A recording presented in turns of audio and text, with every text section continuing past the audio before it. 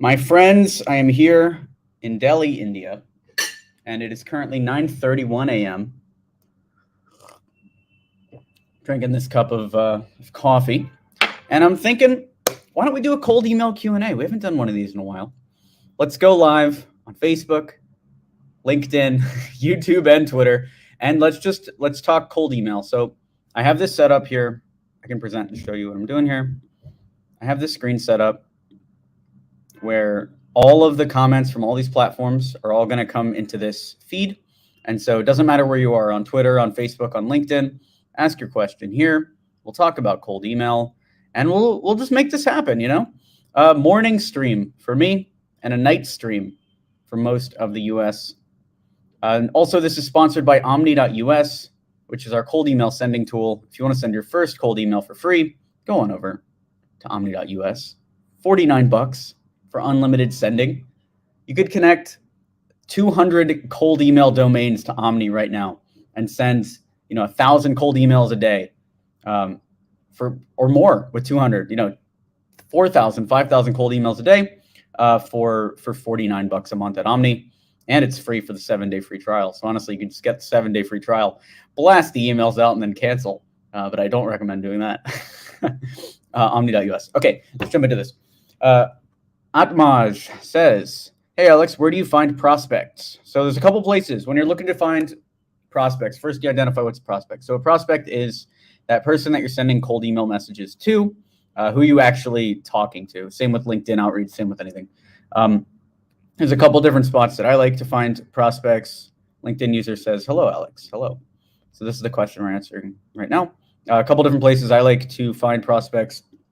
If you are just looking for a general database, I use LeadShark. That's a company we own that has a bunch of verified leads, and you can go in there and just grab leads one by one. This is a database, so this is what it is. This is one way to do it.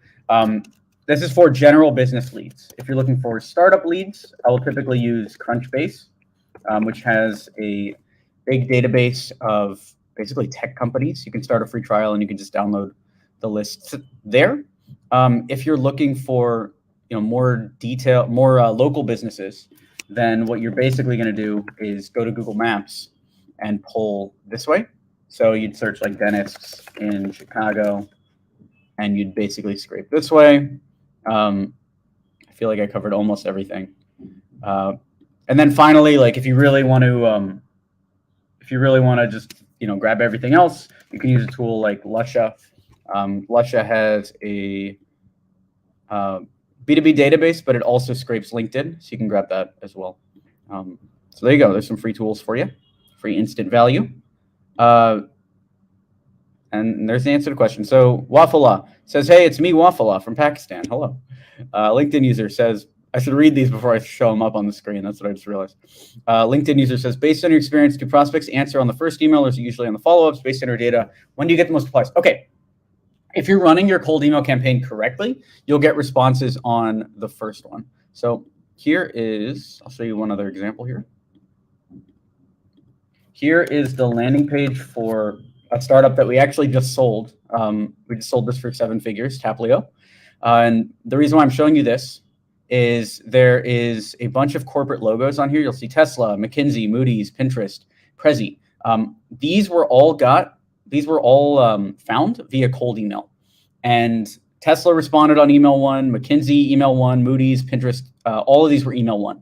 And the reason why I say this is when your offer is good enough, you will get responses on the first email. The follow-ups are just there as a sweetener. And the reason why this worked, I can actually break down this campaign a little bit if you want to hear about it. The reason why this campaign worked is we identified contacts at these companies that had big LinkedIn audiences. So Taplio helps you grow your personal brand on LinkedIn, right? So identify these people that have big LinkedIn audiences that work at Tesla, email them and say, hey, would love to get you trialed on Taplio. Would love to help you grow. I have this tool, would love your feedback on it. Who would say no to that, right? A free tool that's going to help you grow on LinkedIn. So they respond back, you get them trialed, and now all of a sudden they're signed up. Then if they want to add other people to their company, now there's the product-led growth inside of these enterprise companies like that. So that is one strategy that works very well for us, or worked very well for us. And so I recommend that. So if you are waiting till email 3, email 4, email 5 for prospects to respond to your cold email campaign, I would look at your offer. I would look at your cold email script, and I would also look at your offer, your cold email script, and I would look at your lead quality to make sure that these people actually will buy and can buy. It's the best Q&A I've done in a while. William, what's the maximum number of contacts that can be uploaded into Omni.us right this second? Okay, Omni.us is still in beta, and right this second, there are no limits on anything. Now, our AWS team and probably everybody that's not me on the team thinks that's a stupid idea, but it does not matter right now. But right now, there's no limits. You can connect unlimited inboxes. You can have unlimited leads in here. 300, 400,000 leads, whatever, onto Omni. The only limit we have is per campaign. It's 10,000 leads per campaign. So you create a cold email campaign, you can put 10,000 leads in that, but you can do that unlimited times. And we might even remove that limit too. That limit seems pretty arbitrary to me. Saturn, how do you avoid getting flagged as spam by Gmail, assuming the person's name is changed in the script? So in order to avoid being marked as spam, you really want to use a warm-up tool. The warm-up tool that I like is this one called Omni Warm. It's actually inside Omni, same thing. But basically what a warm-up tool does is it will send cold emails from your account to other people, and then they'll be responded to here. You can see I was running Omni Warm. We stopped it here because I switched this over to a different account. But you can see here on January 3rd, we were marked as spam as 1, and then that was an easy one to clean. And then we were just in primary right after that. So that's one way to avoid being marked as spam. Second way to avoid being marked as spam is make sure you're sending to relevant contacts. Make sure you keep your bounce rate low. You don't really want your bounce rate to be over like 3 or 4%. Another good tool you can use if you're trying to keep your bounce rate low is Never Bounce. I like to run all of our emails through this tool, Never Bounce, and find the valid email. So basically, let's say you have 1,000 emails, you would run them through Never Bounce for $8, and it would tell you which ones are actually valid. And maybe there's like 700 valid, and then when you send to those, the bounce rate's going to be a lot lower. So that'll help. And then the third thing to avoid the spam box and all that is to just look through your email and make sure it looks real and relevant. You'd be surprised how many emails go out with grammar mistakes, or how many emails go out when it looks like a form letter that you'd send to a large group of people. Remember, when you're in your inbox, it's similar to this live stream, right? This live stream, I'm not talking to a group of people. I'm talking directly to you in your office. Similar to an email. I'm not sending an email to a group of 30,000 or 40,000 people. I'm sending an email from me to you, to the recipient. And so keep that in mind when you're writing your emails. And don't put things in the email that you wouldn't put when you're addressing a single person. Typically, I keep it short and I keep it relevant.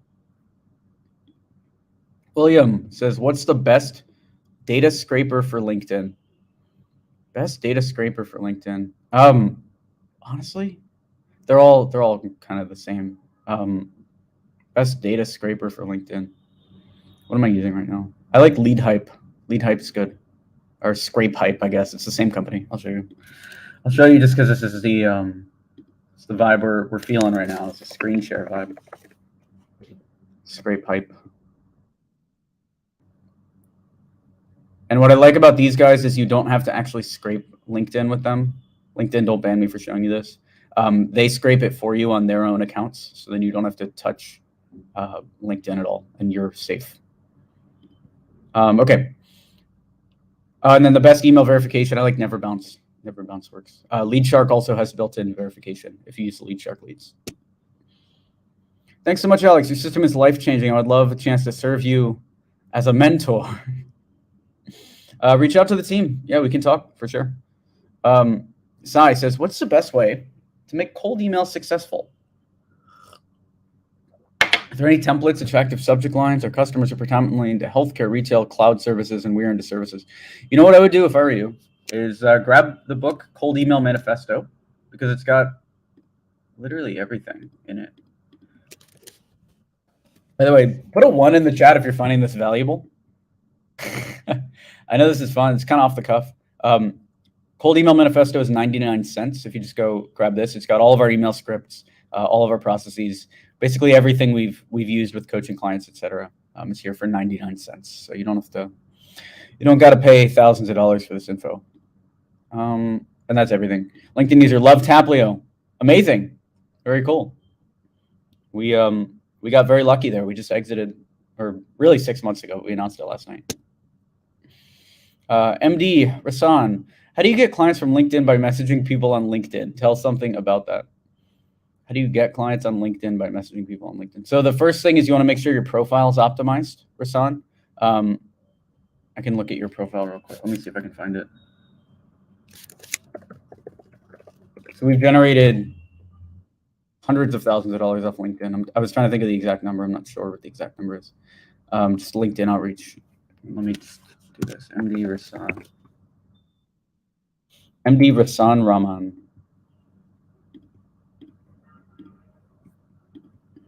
We find you here. MD Rasan Raman. Okay. So number one is make sure your profile stands on its own. The whole point of outreach on LinkedIn is when we do connection requests, we're just connecting without adding any messages or anything.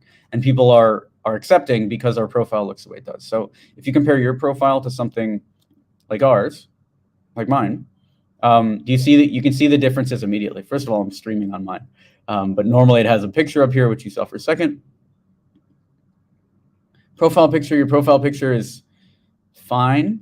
But what you're not seeing, what I'm not seeing is what you can do for me. And you do have top rated lead generator, but I don't see that. I don't see like a lot of value here. Versus mine, you see founder of Omni.us, asking me about cold email, YouTuber, etc. as you come down. So that's the number one thing, is just make sure your profile is relevant. This like really low quality picture of Upwork. What I think when I see this, I'm like, if his image quality is this bad, how bad is his lead quality? You know, so it's just like you got to think through all this like little stuff, and then set up a tool to send the automated messages, which I don't think I could recommend because we're streaming this on LinkedIn. You might have to just Google LinkedIn outreach tool. Okay, LinkedIn user, another question. This is one. LinkedIn user, another question. This one is more about having good offer. The service I offer is lead generation and home services. However, these guys get a lot of cold emails about lead generation. If I were to offer to set up their campaign and only get paid once leads start coming in, do you think that would be unique, different enough to get clients? Do I think that would be unique, different enough to get clients? So most of these questions, hey, I want to do this thing to this customer base, do you think it's a good idea? Would be best served actually by you making a list of 100 or 200 of these people and then cold calling and cold emailing them and seeing what they say. The best feedback is going to be from the market. I could give you my gut feel, which is yes, it'll perform better. My gut feel also says these guys are getting pitched this second service as well a lot. Get out there and test out the market. You know, get out there and test it in the market. Only get paid once leads start coming in. The main reason anybody buys from anybody is they think that they're going to make money. They think there's a high chance that they're going to make money. And that's the reason any marketing service is hired, right?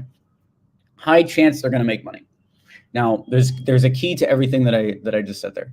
High chance means they think that you can deliver, or they think there are high odds.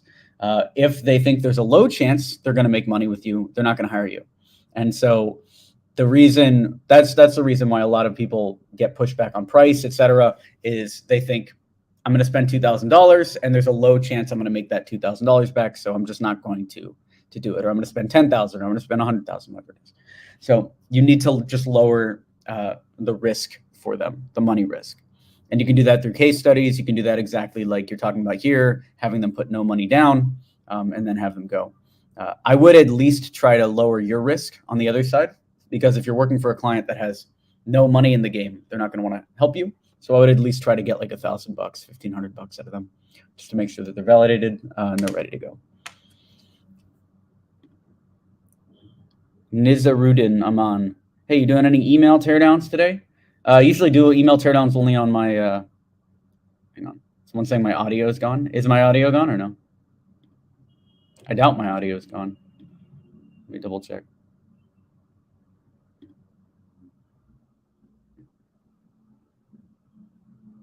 I think my audio is fine. Yeah, okay. Hey, you doing any cold email teardowns today? No, not today. LinkedIn user for email signature, is it necessary to have your address on there? I don't have a company address, so I just work from home, but I don't want to use my home address. I also noticed you include links in your signature. Would that hurt your deliverability? So my email signature does not have links in it. Let me see what I'm sending. I don't think I can show you my email signature without doxing myself, honestly. Yeah, I'm fine. Okay, my email signature, I'll show you what I'm doing here.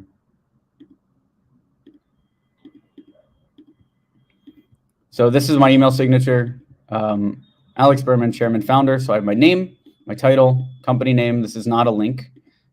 Corporate address. If you don't have a company address, you can always rent a company address. You can always put a different address, but you need an address in your emails for deliverability reasons, and for some countries have legal requirements that you need an address in your signature. Then I've got my email address here. I have a link to my YouTube. This link to my YouTube is a replacement for a website. I'm a YouTuber, so a lot of the emails I'm sending back and forth are for sponsorships on this email address. So this is my website, as far as anyone's concerned. But if you were, anyone else, you'd put your agency website here. So I'd put x27marketing.com here. And then I also put my LinkedIn.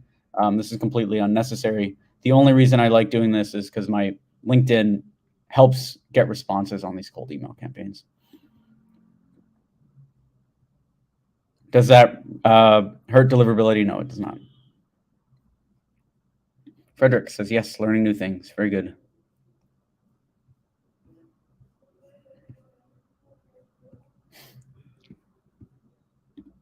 Sai has muted his own PC and now thinks nobody else can hear. It's pretty funny. All right, Ahmad. Hey, buddy, did you monetize any project using ChatGPT-3 yet? Thanks for your time. Not ChatGPT-3. And technically, Taplio used an AI to run and to fuel it. Same with Tweet Hunter. But I don't know what the tool is. I don't think we're allowed to say if it's GPT-3 or not. Kevin, congratulations for Taplio. I have enrolled in 3 courses of yours and would like to know, is it necessary to have good knowledge in the skill set that I'm prospecting for? Prospecting, no. If you're just trying to build a list of dentists, you don't need to know very much about dentistry. Selling to them, you need to at least have some base level knowledge to use the words that they're using. Selling includes writing the cold email campaigns and everything. And then closing them, same. Fulfilling for dentists, again, I don't think you need knowledge of how to clean teeth, but it would help to know the different services that dentists offer so that you can go out there and sell them effectively. Brittany says, hey, Alex, I bought some leads from Lead Shark. Thank you. But I have a question here. What are the clients looking for? How do we know that? So the way that cold emails work is everything's done based on guessing. So you use flags to figure out what they want.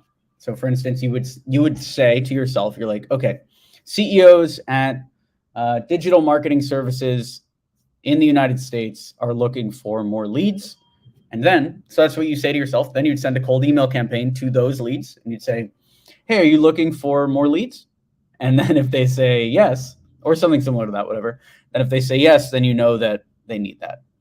So what are the clients looking for would come down to what sort of clients you pick. Dentists in Chicago might be looking for, better deal on latex gloves. You know what I'm saying? Dentists in Chicago might also be looking for more, braces clients. And they can be looking for both of those. So it's all about you. It's all about you. Tariq, can you review my profile, please? Prati web enthusiast. Tariq Islam Prati. I'll look at it real quick. Yeah, I just don't want this to turn into a whole thing. All right.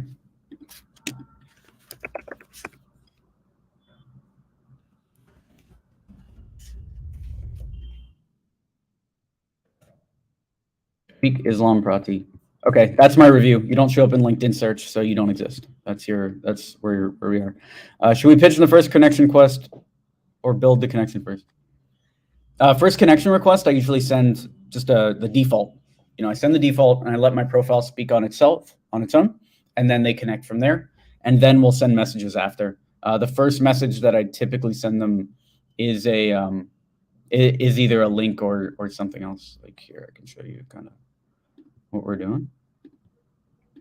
What I was doing recently to promote Omni, I can show you here. This is all I send. I'm like, hey, just wanted to send you this. We just launched a tool for sending emails at scale. Want to check it out? It's omni.us. And then I'll follow up. I'll be like, did you check it out?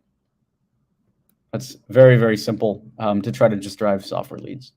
So I'm always a big fan of direct pitching. Carson, what's the best tool to make a list of leads? I answered this like right in the very, very beginning of the stream. If you want to go back there, short answer is it depends on the leads you want. You're either going to use something like a lead hype if you want to scrape LinkedIn. You're going to use Google Maps if you're going to build a list of local leads. Lead Shark if you just want general database contacts, or Crunchbase if you want SaaS. Rana, should we send customized emails or run the campaign with bulk emails? Start with customized emails until you have a script that works, and then you can scale it up. Similar to running an ad campaign, you wouldn't start the ad campaign by spending, $5,000 a day. Similar to how you wouldn't start a cold email campaign by sending 5,000 emails a day. Instead, you're going to spend like, $100 a day or $1 a day, even Dennis Yu style. You're going to send a couple emails. You're going to see if you can get responses on them. If not, you're going to send a couple more and a couple more until you get something that kind of works. And then you can send in batches of 100 and see if it keeps holding. Then you can send 1,000, whatever, keep ramping it up from there. Do these email read receipt tracking tools put your emails in spam? No. Philip Daniels, is it possible to get B2C leads? I don't know. That's not something that I do. Not funny, so home. Does the email read receipt tracking tools put your emails in spam? Did you actually go, hang on, I'm not going to hate on you. Did you actually go to the LinkedIn stream, leave a comment, then go to the YouTube stream and leave the exact same comment? That's not funny, Soham. That's not funny, Soham. All right. William Tuning. Does having hyperlinks hurt deliverability in cold email? The more links that you have, the lower your response rate is going to be. And that's because a lot of times, if you want somebody to do something, you want to direct them to only do that thing.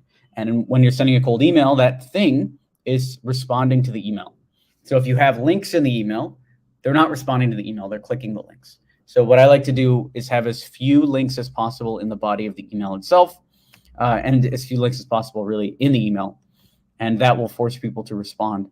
So if you're in like a business where they need to have a link, like maybe you're trying to send a portfolio or something, then the best way to do it would be to ask them if they want it. So like, mind if I send over my portfolio so you can take a look? Then they say yes. Then you pass the portfolio over.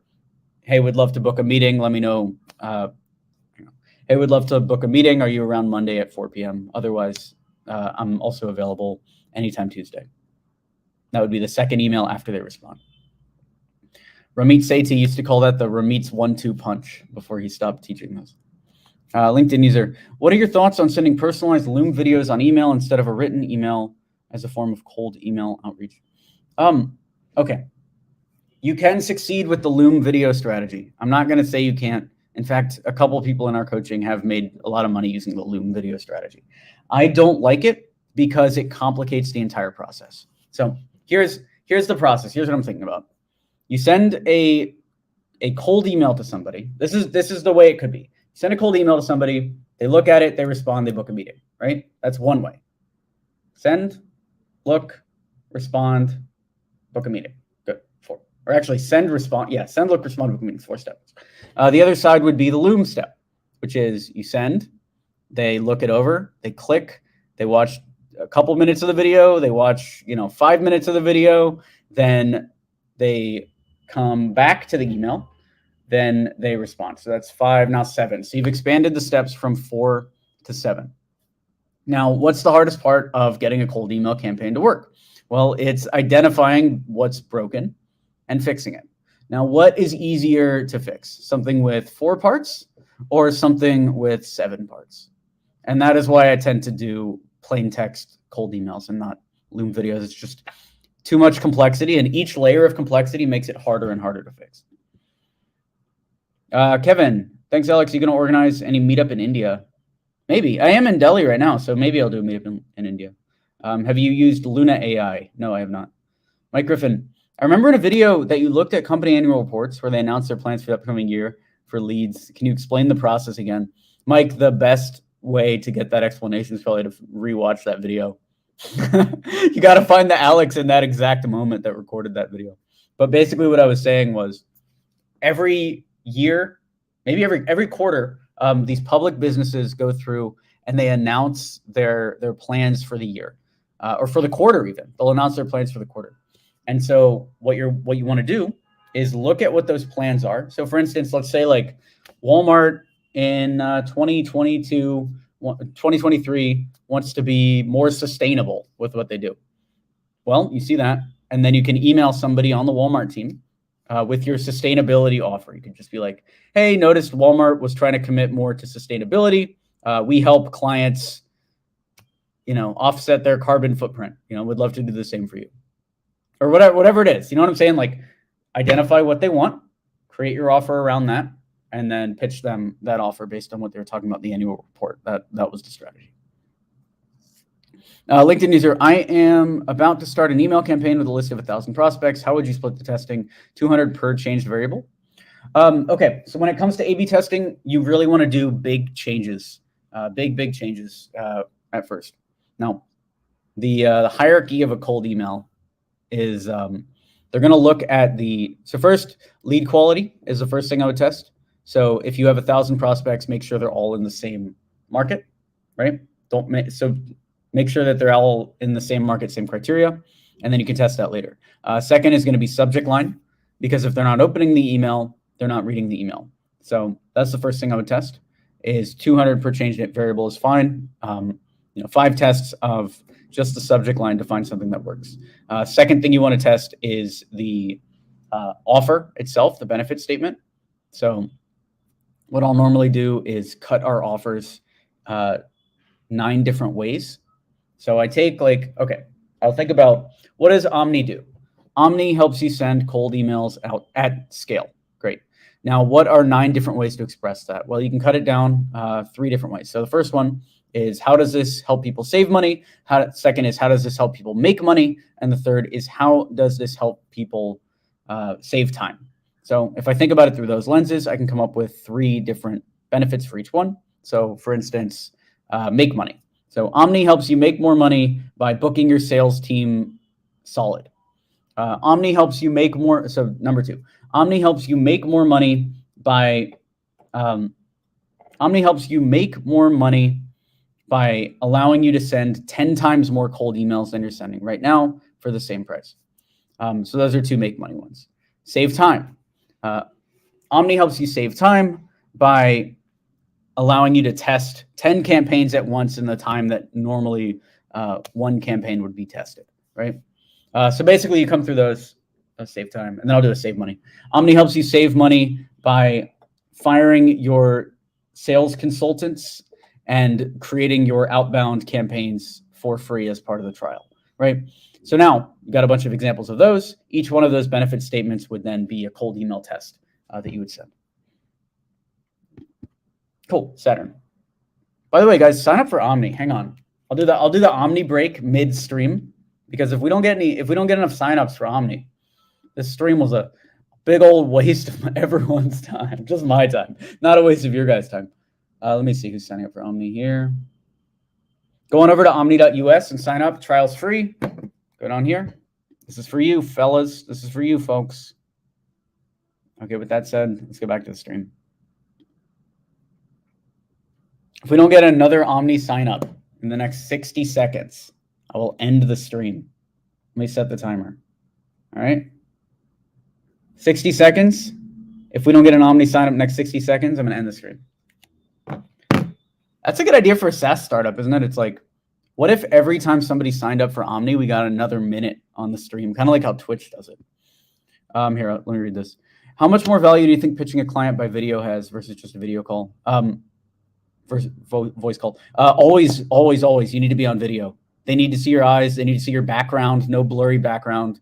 That's the connection that replaces the in-person connection. They need to be able to see you and feel your essence, feel your vibe. It's not just enough to talk.